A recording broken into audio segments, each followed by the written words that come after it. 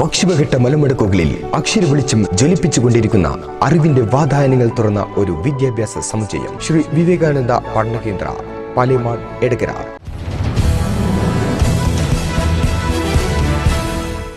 ഭൂമി സൗജന്യമായി ലഭിച്ചിട്ടും വീട് നിർമ്മിക്കാൻ കഴിയാതെ 5 കുടുംബങ്ങൾ ദുരിതത്തിൽ. പോത്തുകൽ പഞ്ചായത്തിലെ പാതാറിലെ 5 നിർധന കുടുംബങ്ങളാണ് വീട് നിർമ്മിക്കുന്നതിന് സുമനസുകളുടെ സഹായത്തിനായി കാത്തിരിക്കുന്നത്.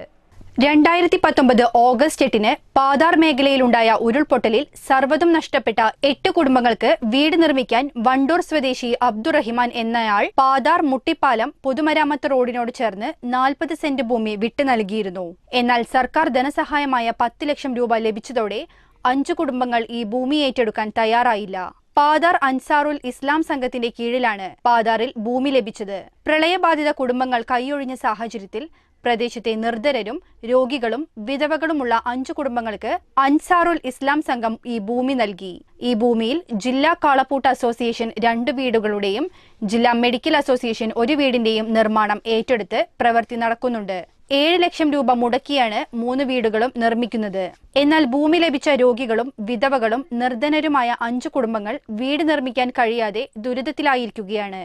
വിവിധ സംഘടനകൾ മേഖലയിൽ സഹായഹസ്തങ്ങൾ കോരിച്ചൊരിഞ്ഞപ്പോൾ ഈ കുടുംബങ്ങൾ അതിലൊന്നും ഉൾപ്പെട്ടിട്ടില്ല. തുടിമുട്ടി, പാതാർ, വെള്ളിമുറ്റം എന്നിവിടങ്ങളിലായി അൻസാറുൽ ഇസ്ലാം സംഘം വിവിധ സംഘടനകളുടെ സഹായത്തോടെ 4 വീടുകൾ നിർമ്മിക്കുന്നുണ്ട്. കഴിഞ്ഞ 1.5 വർഷമായി ബന്ധുവീടുകളിലും വാടക വീടുകളിലുമായി അഭയം തേടിയ ഇവർ കരുണവറ്റാത്ത ഉദാരമതികളുടെ കനിവിനായി കാത്തിരിക്കുകയാണ്. തത്സമയ നോട്ടിഫിക്കേഷനായി മലാല ന്യൂസ് ചാനൽ സബ്സ്ക്രൈബ് ചെയ്ത് ബെൽ ബട്ടൺ എനേബിൾ ചെയ്യുക.